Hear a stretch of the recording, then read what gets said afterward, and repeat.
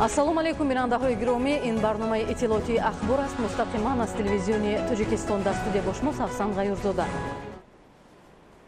имрӯз бо ибтикори муштараки Маҷлиси миллӣ ва Маҷлиси намояндагони Маҷлиси олии Ҷумҳурии Тоҷикистон бахшида ба 30-солагии истиқлолияти давлатии Ҷумҳурии Тоҷикистон конференсияи ҷумҳуриявӣ таҳти унвони нақши парламент дар таҳкими истиқлолияти давлатии Ҷумҳурии Тоҷикистон баргузор гардид. раиси Маҷлиси миллӣ, Маҷлиси олии Ҷумҳурии Тоҷикистон, раиси шаҳри Душанбе муҳтарам Рустами Эмомалӣ зимни суханронӣ аз ҷумла иброз доштанд, ки Тоҷикистони соҳибистиқлол дар роҳи устувори созандагӣ ва рушд қарор дорад. мардуми шарифи мамлакат дар атрофи президенти Ҷумҳурии Тоҷикистон, пешвои миллат муҳтарам Эмомалӣ Раҳмон муттаҳид гашта барои расидан ба ҳадафҳои миллии стратегии кишвар бо қадамҳои устувор ба пеш мераванд. гузориши Абдуваҳоби Абдусаттор. 24 август дар шаҳри Душанбе бо ибтикори муштараки Маҷлиси миллӣ ва Маҷлиси намояндагони Маҷлиси олии Ҷумҳурии Тоҷикистон бахшида ба 30-солагии истиқлолияти давлатии Ҷумҳурии Тоҷикистон конференсияи ҷумҳуриявӣ таҳти унвони нақши парламент дар таҳкими истиқлолияти давлатии Ҷумҳурии Тоҷикистон баргузор гардид. дар кори конференсия раиси Маҷлиси миллии Маҷлиси олии Ҷумҳурии Тоҷикистон, раиси шаҳри Душанбе муҳтарам Рустами Эмомалӣ, раиси Маҷлиси намояндагони Маҷлиси олии Ҷумҳурии Тоҷикистон муҳтарам Зокирзода Маҳмадтоҳир Зоҳир, аъзои Маҷлиси миллӣ ва вакилони Маҷлиси намояндагони Маҷлиси олии Ҷумҳурии Тоҷикистон, роҳбарони як қатор мақомоту сохторҳои давлатӣ, кормандони масъули дастгоҳҳои Маҷлиси миллӣ ва Маҷлиси намояндагони Маҷлиси олии Ҷумҳурии Тоҷикистон, собиқадорони меҳнат ва намояндагони воситаҳои ахбори омма иштирок карданд.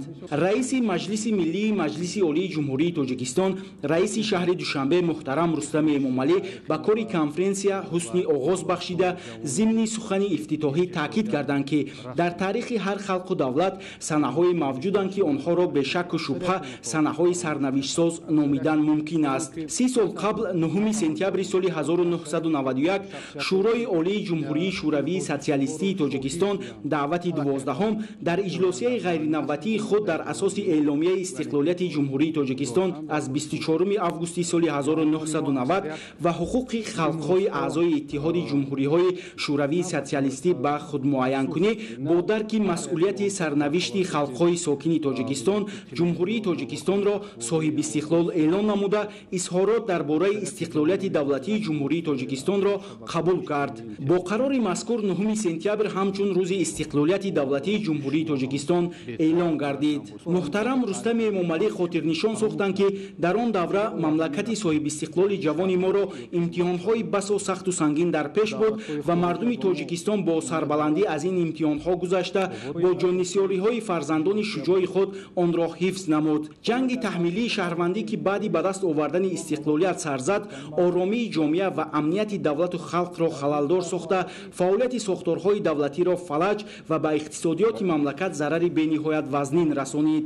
новобаста аз ин мушкилиҳо мардуми мамлакат таҳти роҳбарии хиратмандонаи президенти Ҷумҳурии Тоҷикистон ҳамаи мушкилиҳоро бартараф намуда ба ваҳдати комили миллӣ ноил гардид. халқи азизи мо имсол яке аз ҷашнҳои муқаддаси хиш 30-солагии истиқлолияти давлатии Ҷумҳурии Тоҷикистонро таҷлил менамояд. тавре ки асосгузори сулҳу ваҳдати миллӣ, пешвои миллат, президенти Ҷумҳурии Тоҷикистон муҳтарам Эмомалӣ Раҳмон борҳо дар суханрониҳои худ таъкид намуданд. дар таърихи навини Тоҷикистон ба даст овардани истиқлолияти давлатӣ дастоварди бузургтарини мардуми тоҷик ба шумор меравад. бо гузаштани садсолаҳо мардуми тоҷик истиқлолияти давлатӣ ба даст оварда соҳиби давлати миллии худ гаштанд. ҷанги таъмилии шаҳрвандӣ, ки баъди ба даст овардани истиқлолият сар зад, оромии ҷомеа ва амнияти давлату халқро халалдор сохта, фаъолияти сохторҳои давлатиро фалаҷ ва ба иқтисодиёти кишвар зарари бениҳоят вазнин расонид. новобаста аз мушкилиҳо мардуми кишвар зери сиёсати хиратмандонаи президенти Ҷумҳурии Тоҷикистон муҳтарам Эмомалӣ Раҳмон муттаҳид гашта ин марҳилаи мураккабро паси сар намуда ба ваҳдати миллӣ ноил гардид. халқи қадршиноси тоҷик барои ин заҳматҳо ба сарвари давлат барои хизматҳои шоёну бо ҷонаш баробар унвони асосгузори сулҳу ваҳдати миллӣ пешвои миллатро сазовор донистанд. имрӯзҳо ки тоҷикистони соҳиби истиқлол дар роҳи созандагиву рушд қарор дорад, мардуми шарифи кишвар дар атрофи пешвои муаззами миллат муҳтарам Эмомалӣ Раҳмон муттаҳид гашта баҳри расидан ба ҳадафҳои стратегии кишвар бо қадамҳои устувор ба пеш мераванд. бо қаноатмандӣ изҳор гардид ки барои ба даст овардан ва таҳкими истиқлолияти давлатӣ нақши Маҷлиси Олии Ҷумҳурии Тоҷикистон ҳамчун мақоми олии намояндагӣ ва қонунгузор басо муҳим аст, зеро нахустин қадамҳо сӯи истиқлолият маҳз дар парламенти мамлакат гузошта шуда буданд. дар давоми 30 соли сипаришуда тамоми дастоварду комёбиҳои мардуми кишвар маҳз туфайли самара ва баракати истиқлолияти давлатии Ҷумҳурии Тоҷикистон ба вуҷуд омаданд. дар ин давра кулли соҳаҳои ҳаётан муҳими мамлакат рушд карда сатҳи зиндагонӣ ва некуаҳолии мардум баланд гардид. ҷумҳурии Тоҷикистон дар арсаи байналмилалӣ ҳамчун давлати озоду демократӣ соҳибтамаддуну дунявӣ ҷойгоҳи хосаи худро пайдо намуд.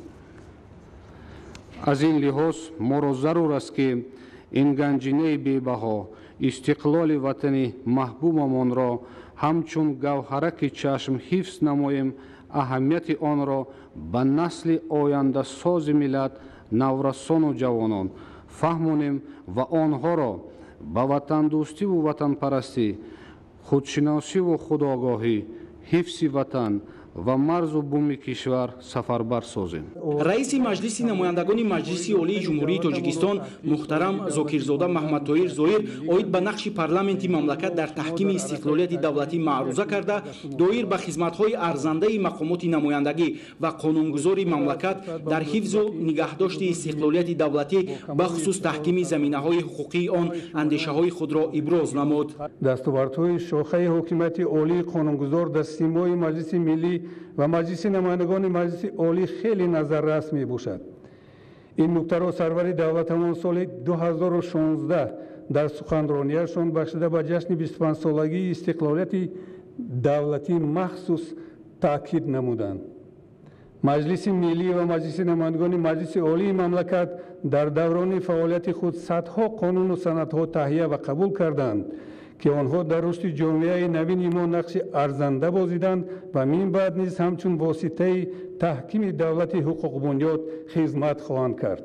воқеан ҳам дар заминаи 6 интихоботи даврии парлумонӣ мақомоти олии қонунгузори кишвар дар солҳои 1995, 2000, 2005, 2010, 2015 ва 2020 дар ҳаятҳои нав таъсис дода шуда дар ин раванд роҳи қонунии бунёди давлати мустақил ва демократии Тоҷикистон ривоҷу равнақи тоза касб намуд.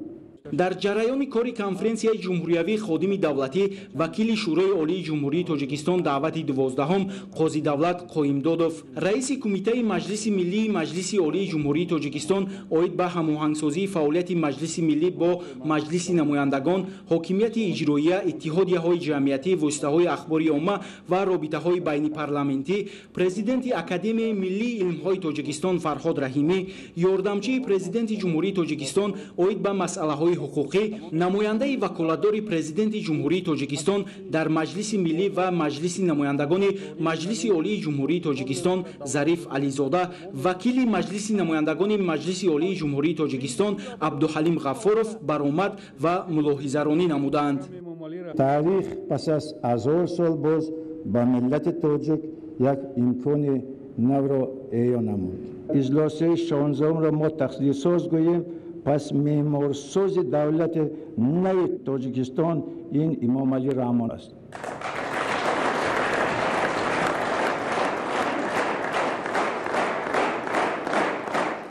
дар давраи роҳбарии пешвои миллат шаҳру деҳоти Тоҷикистон воқеан симои худро дигар карданд. дар ин муддат садҳо иншооту корхона ва биноҳои фарҳангии маъмурӣ ва ҳазорон ҳазор биноҳои истиқоматӣ сохта ба истифода дода шуданд. бунёди биноҳои кохи Наврӯз, қасри миллат, китобхонаи миллӣ, Наврӯзгоҳ душанбе плаза, боғи ирам, осорхонаи миллӣ, қасри сомон, муҷассамаи исмоили сомонӣ ва ғайра дар олами худ назиру собиқа надоранд. аввалин коре ки роҳбарияти нав ба он даст зад эҳёи мақомоти қонунии ҳокимият, риоя ва назму низоми қонун, амнияти шаҳрвандон, фароҳам овардани шароити мусоиди зисти зиндагӣ ва кори пурсамари онҳо мебошад.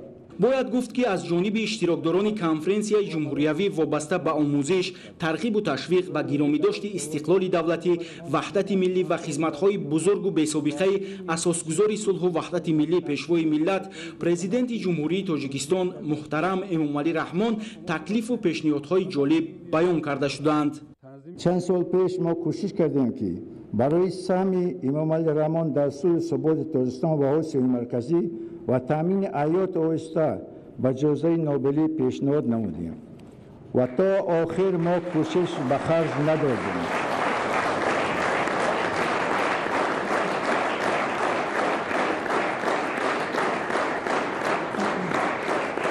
امروز باشد برای این اقدام زمینه واقعی فراهم رسیده است، چون که 30 سال گذشت. تاریخ 30 ساله از جنگ تا شکوفایی بامران، از اعتراف پیشوای ملت امامعلی رحمان باعث لیدر آسیای مرکزی یعنی گرفتن مکافات و باز هم در اوضاع کنونی منطقه نیاز به تشنگی صلح قدردانی پیشوای ملت را به مد احوال نیروز میبرارد. با این قدردانی میدانم که پیشوای ملت نیاز ندارند، ولی برای تاریخ نوین تاجیکستان صداقت به 30 سالگی استقلالت و پاس خاطر روی بزرگان این برای ما خیلی هم ضرور است. من چون نماینده وکیلان شورای عالی دعوت 12 احترامانه خواهش می‌نمایم که در مورد پیشنهاد نو و جایزه نوبلی جد و جهد نماییم، زیرا صلاحیت و امکانات پارلمان ما میباشد.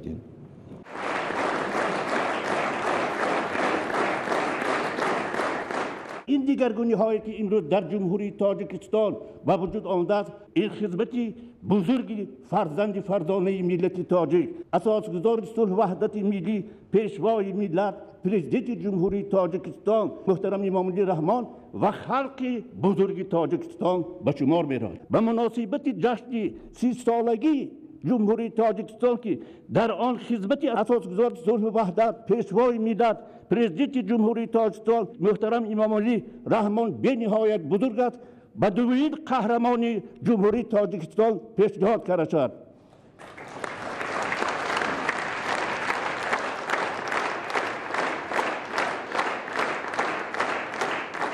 бо ҳамин кори конференсияи ҷумҳуриявӣ бахшида ба ҷашни 30-солагии истиқлолияти давлатии ҷумҳурии Тоҷикистон ба анҷом расид. استقلال دولتی چون متحد سازنده خلق تاجیک امکانی تاریخی پیش آورد که تاجیکان با تکیه به ارزش‌های از جانب عموم پذیرفته شده تحکرسی تشکل جامعه شهروندی را گذارند.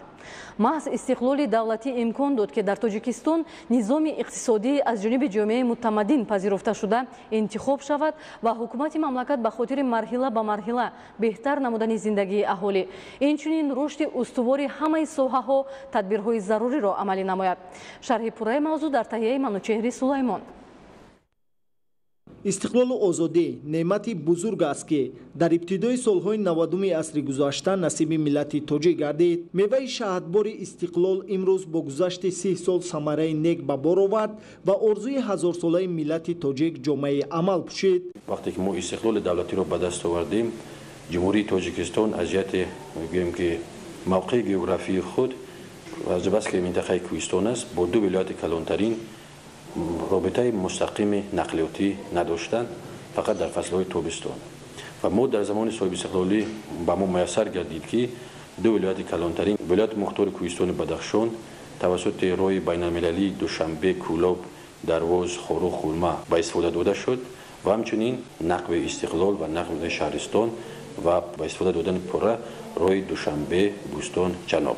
یکی از انشاءات‌های بزرگ که از جانب پیشوای ملت دویم همچنین ابیکت مهم ایدئولوژی برای تاجیکستان نوین اعلان گردیده است با استفاده دادن دو چرخ نیروگاه برقی آبی راغون و همچنین ساخته و با استفاده دادن نیروگاه‌های دیگر به مانند سنگتوده 1 سنگتوده 2 و پامیر 1 و دیگر نیروگاه‌های خرد برقی در قلمرو مملکت که این در روند دولتداری خیلی مهم میباشد. استقلال و آزادی در سرنوشت ملت تاجیک گردش کلی به وجود آورد و آغاز مرحله صفتا نوی تاریخی گردید. استقلال دولتی در حفظ و تحکیم پایه‌های دولتداری به دوش مردم کشور مسئولیت عظیم را نیز می‌گذارد. استقلال و آزادی، استقرار صلح و ثبات سرتاسری و وحدت ملی راه ما را به سوی عملی گردانیدن دیگرگونی‌های بنیاد جمعیتی و سیاسی باز نمود. جامعه جهانی امروزه که بسیار زود تغییر یابنده است، بسیار تضادهای سیاسی وجود دارند و هر گونه دسیسه ها و هر گونه روندهای نامطلوب سیاسی و هر گونه حرکت و جنبش هایی که بر ضرر منفعت ملی ما هستند باید نازک بینانه مناسبت کنیم تا که استقلالیتی که ما به دست آوردیم، ملت ما زحمت کشید، ملت ما کوشش کرد که به صاحب دولت شود که امروز ما صاحب دولت هستیم و این نعمتی که ما به دست آوردیم با تمام نیرو تنها برای پایدار نگاه داشتن استقلالیت جمهوری عزیز ما باید سعی کوشش کنیم. استقلال دولتی امکان فراهم ساخت که اقتدار اقتصادی و امکانیت‌های صادراتی مملکت را تقویت بخشیده، جای‌های نوی کاری مهیا گردیده، سطح و صفت زندگی مردم منتظم بلند برداشته شد. در این دوره دوردست‌ترین گوشه‌های مملکت آباد و زیبا گردیده، تاجیکستان همچون دولتی صاحب استقلال در جامعه متمدن مقام شایسته را کسب کرد. منوچهر سلیمان، مهروزی جمعه، فیروزی موسی، اخبار. ادامه اخبار. در نتیجه عملیات فوری کارمندان کمیته دولتی امنیت ملی جمهوری تاجیکستان گروه قاچاقچیان بازداشت کرده شدند. گزارش نوبتی در این خصوص. در نتیجه گذرانیدن چاره‌بینی‌های فوری جستجویی از طرف کارمندان ریاست کمیته دولتی امنیت ملی جمهوری تاجیکستان در شهر دوشنبه، راهبر گروه متشکل جنایتی نشأه جلاب کبیروف دولتعلی نوروزویچ، سالی تولدش 1999، زاده ناحیه شمس‌الدین شاهین، استقامت کننده شهر دوشنبه و 9 نفر عضو دیگر گروه متشکل جنایتی که به خرید و فروش غیر قانونی مواد نشئه‌آور مشغول بودند بازداشت گردیدند. در رفت چاره‌بینی‌های تفتیشاتی معین گردید که کبیروف دولتعلی نوروزویچ ماه‌های می و ایون سال 2021 در حدود دهه نزدیک سرحدی خیرمنجای ناحیه شمس‌الدین شاهین از شهروند جمهوری اسلامی افغانستان با نام عادل شاه تخمینا 40-45 ساله 12 کیلوگرم مواد مخدر نوی حشیش را دسترس نموده به شهر دوشنبه انتقال داده است. من با این حالتی کار گفتنی هم که شهروند جمهوری افغانستان عادل شاه تکلیف کرد که مواد مخدر را من میارم تو برده سودا کنم. با تکلیف آن اول راضی نبودم و نمیخواستم این کار را کنم و پسان با تکلیف آن راضی شدم و من 6 کیلو مواد مخدر را آورد و من گرفتم به شهر دوشنبه آمدم و با اکم کبیروف مشرف گفتگو کردم و کبیر اکرم با همصیفش نظر و بختیار 6 کیلو مواد مخدر را داد و من باز پسان بعد یک ماه پس با ناحیه شمس‌الدین شاهین آمدم و 6 کیلو دیگر را نام شخص عادل شاه آورده تای خواه کرد و من پسان رفتم گرفتم 6 کیلو دیگر را باز به شهر دوشنبه بردم و از جانب مقامات کمیته امنیت دستگیر شدم.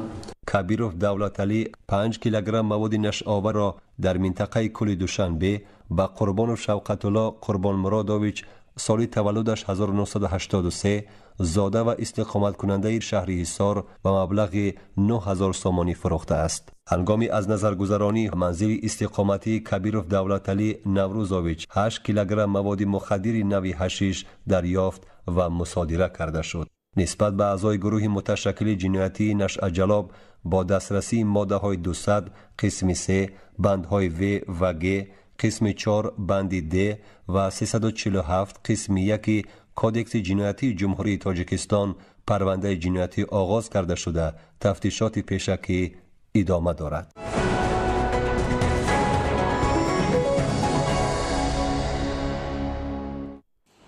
соли равон дар ҳамаи шаклҳои хоҷагидории ноҳияи Диваштичи вилояти Суғд дар майдони 5853 гектар кишти картошка гузаронида шудааст ки нисбат ба соли гузашта 766 гектар зиёд мебошад.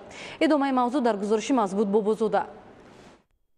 Диваштич яке аз навоҳии пешқадами картошкапарвари Тоҷикистон шинохта шуда, дар мазраъаҳои ризқофараш ба истилоҳ нони дуюми аз ҷиҳати экологии тоза кишту парвариш карда, ҷиҳати фаровонии дастархони мардум, коҳиш додани воридоти ин намуди маҳсулот аз хориҷи кишвар ва ба танзим даровардани нарх дар бозорҳои истеъмолию марказҳои савдо ба муомилот бароварда мешавад.